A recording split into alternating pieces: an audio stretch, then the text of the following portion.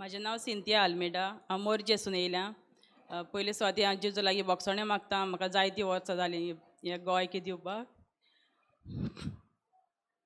कारण म्हजो घोव डायलिसिसाचेर आसतना म्हाका गोंयक दिवंक जायना हालीं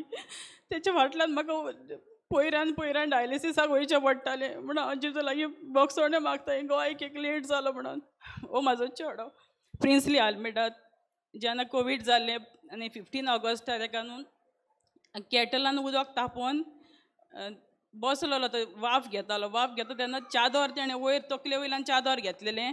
आनी तें कॅटल थिंगा प्लगाक चालूच आसलें आनी तें कॅटल न्हू ते चादराक लागून तेच्या आंगार सगलें वतलें आनी न्हू तेजे एक पांय अर्दो आनी एक पांय सायडीकल्यान सगलो उलपालो आख्खोत जेन्ना हांवें ब्रदरीक फोन केलो आनी ब्रदरीक सांगलें ब्रदर म्हणलें म्हाज्या चेड्याचें सगलें उदक पडलां ब्रदर म्हणलो कांय भियो नाका कांय जावचें ना